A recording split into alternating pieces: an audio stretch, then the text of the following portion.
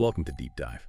Today we're taking a close look at a really critical and evolving area, how the United States selects its diplomats. You know, the very individuals who represent our nation out there on the world stage. We'll be digging into the ongoing discussions, the push and pull between merit-based hiring versus these diversity, equity, and inclusion initiatives, DEI, and how these different philosophies are really shaping the future of the U.S. State Department. This isn't just some internal HR policy, right? It fundamentally impacts how America projects its power and values globally. It's a genuinely fascinating area, absolutely. Especially because, as you said, it touches on these really fundamental questions about fairness, about representation, and, well, ultimately about the effectiveness of our foreign policy. You know, how do we actually do diplomacy effectively in today's complex world? Our analysis today draws on some really interesting perspectives that highlight the complexities. It's not simple. There are definitely different approaches here to building a diplomatic corps that, truly serves the nation's interests, all of them. Okay, so let's unpack this. Our understanding today is shaped by quite a range of analyses. We're looking at reports from think tanks, academic studies, and even discussions with people inside the Foreign Service or trying to get in. We're here basically to distill all these layers of information for you, give you a shortcut to being well informed on what's a really crucial topic. Right. To really grasp where we are now, I think we need to start at the beginning, go back a bit. Historically, how has the U.S. aimed to select its diplomats? What was the original blueprint? Well, for a very long time, the main path to becoming a Foreign Service officer, an FSO, has been deeply rooted in merit-based principles. This really crystallized with the Rogers Act of 1924. Before that, well, the system was often kind of plagued by what they called the spoils system, which meant, political connections, personal favors, maybe campaign contributions. Those often mattered more than whether someone was actually qualified. If you knew the right people, basically, you stood a much better chance. Ah, okay. So the Rogers Act was a direct reaction to that, trying to professionalize the whole service.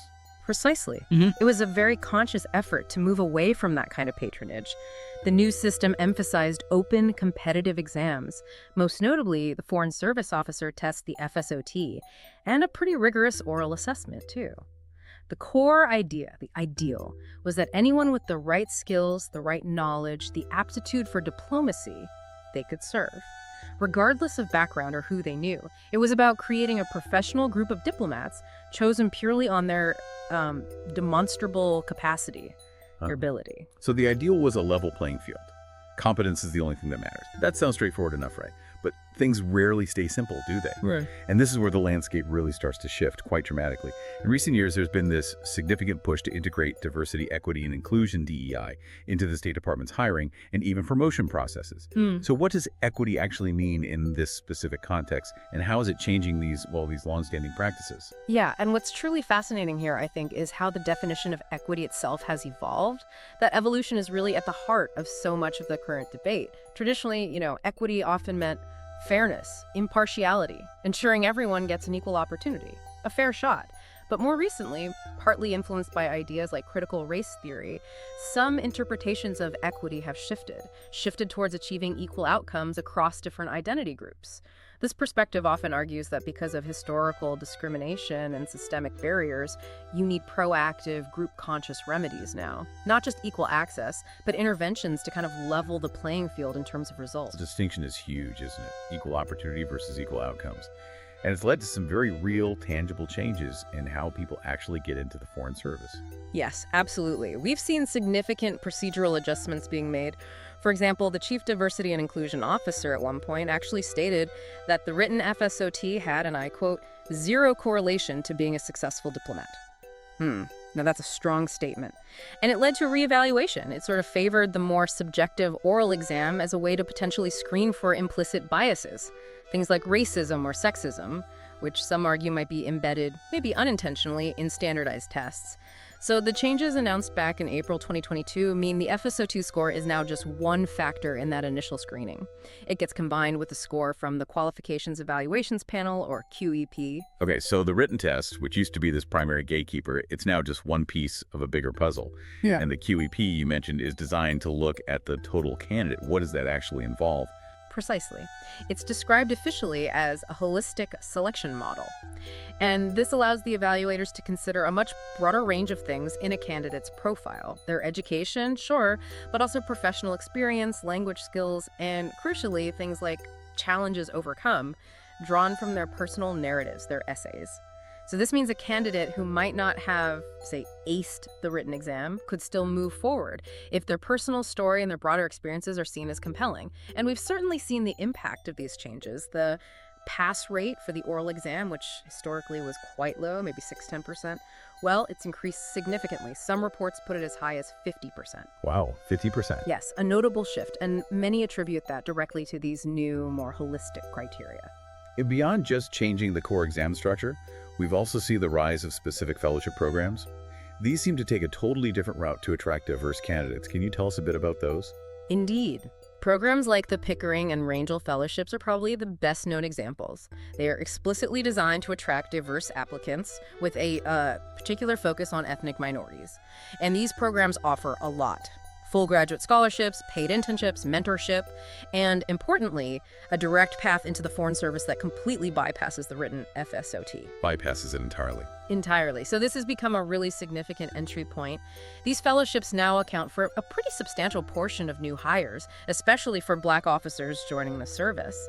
It's a very different pipeline compared to the traditional exam route. Okay, so we have this clear shift from a system really rooted in competitive exams, very merit-focused, to one that's increasingly incorporating DEI principles. Through holistic reviews, these specialized fellowships.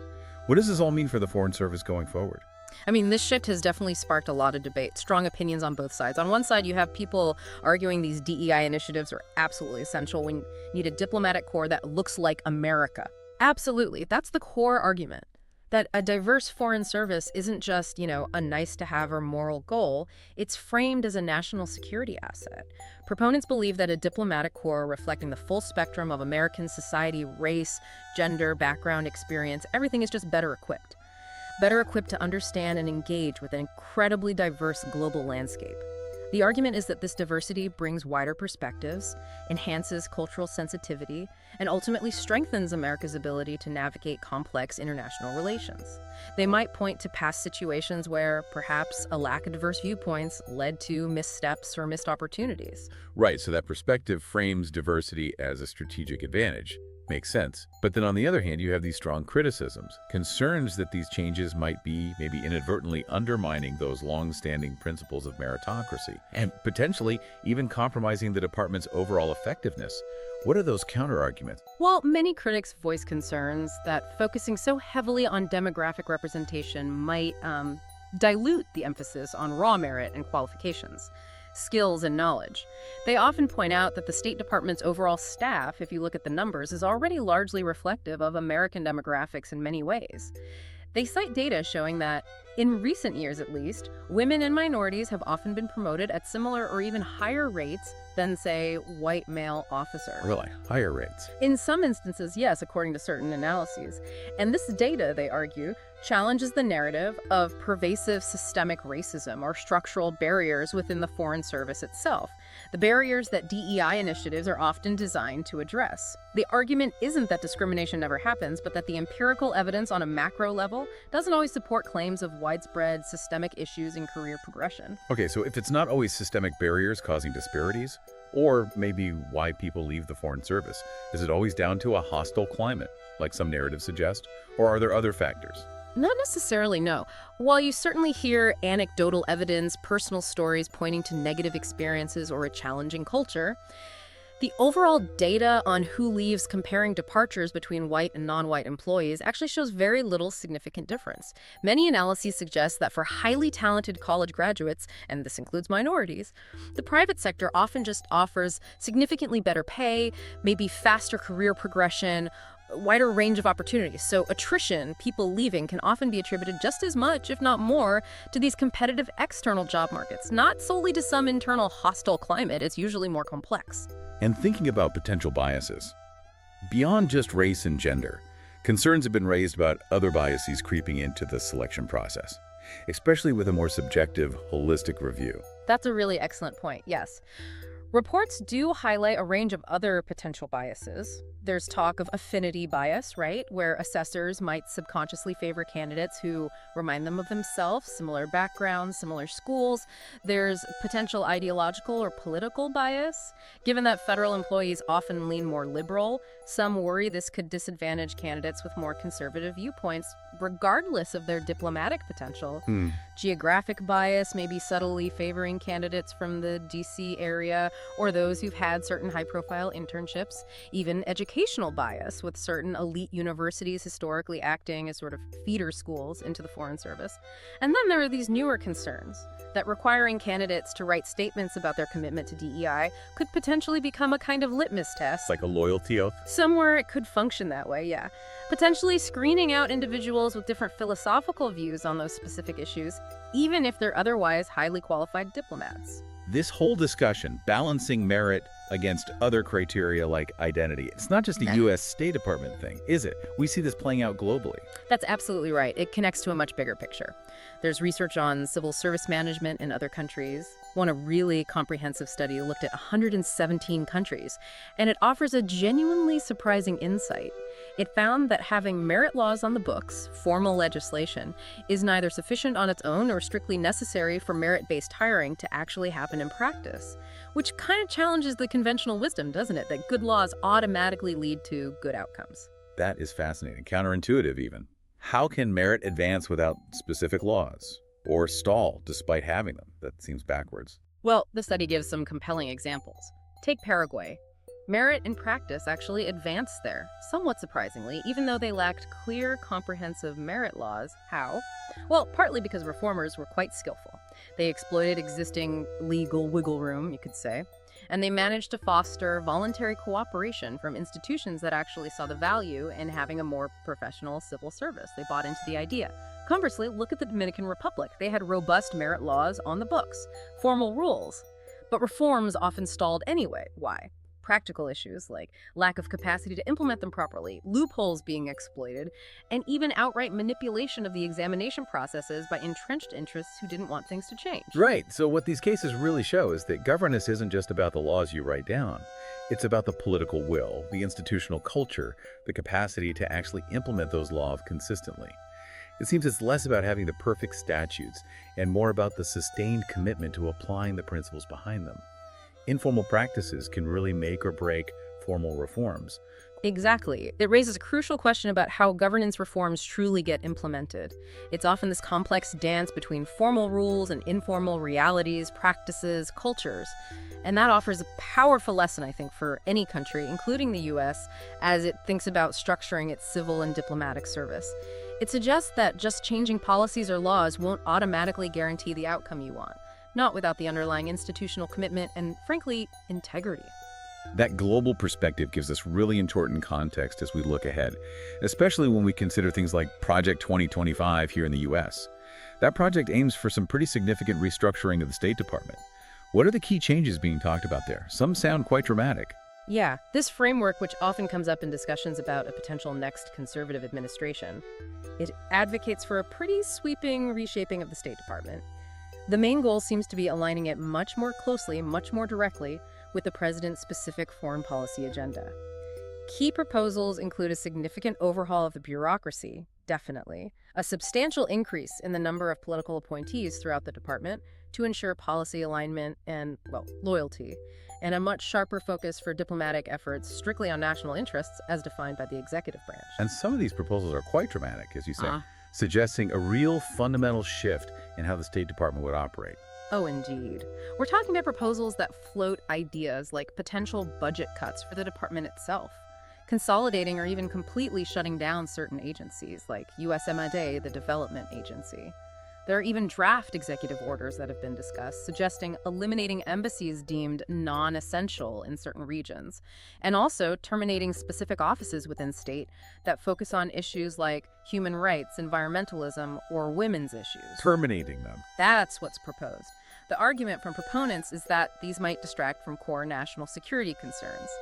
The overall aim, from this perspective, seems to be to streamline operations, reduce what some see as ideological drift within the department, and to de-radicalize it, refocusing it purely on a more narrowly defined concept of national interest. Which naturally creates a significant tension. You're pitting this idea of efficiency and direct presidential control against maybe broader diplomatic engagement, soft power. It absolutely does. It sets up a major conflict. Proponents argue, look, these changes could enhance efficiency, make the department more accountable to the elected president, ensure a unified focus on core national security goals. But critics worry intensely. They argue such a dramatic shift could severely weaken America's moral authority on the world stage, erode its soft power, undermine long-standing alliances. These elements, moral authority, soft power, alliances, are often seen as vital components of global influence, not just optional extras. So, reducing engagement in areas like human rights or development could leave diplomatic vacuums, potentially filled by others. It really sets up a profound debate about how the U.S. should project its values and its power around the world, and what kind of diplomatic corps is best equipped to do that effectively. Wow. We have certainly covered a lot of ground today. From the historical roots, the push for merit-based diplomacy, professionalizing the foreign service, all the way to the current, very complex debates around diversity, equity, inclusion. And then looking ahead at these potential, really sweeping structural reforms under proposals like Project 2025. It's crystal clear that the future of the U.S. State Department is a subject of passionate debate. There are deeply held convictions on all sides about the best way to build and maintain an effective diplomatic corps for the nation. And the challenge for you, listening to this, is maybe to consider how these different approaches might play out. The more traditional meritocratic path, the equity-focused approach, emphasizing representation, or this idea of politically driven restructuring for alignment. How will each ultimately impact America's ability to navigate what is undeniably an increasingly complex global landscape? It really seems to be about balancing different values: efficiency, representation, effectiveness, and maybe those enduring principles that have historically defined America's role in the world. Perhaps reflect on that idea we touched on from the global research, that effective governance, effective diplomacy might rely less on having the perfect set of rules and more on the sustained, genuine commitment to the principles behind them, whatever those principles may be. That's a great point to ponder. Thank you for walking us through all that complexity. All the best, and we will meet again with another important matter in the next meeting.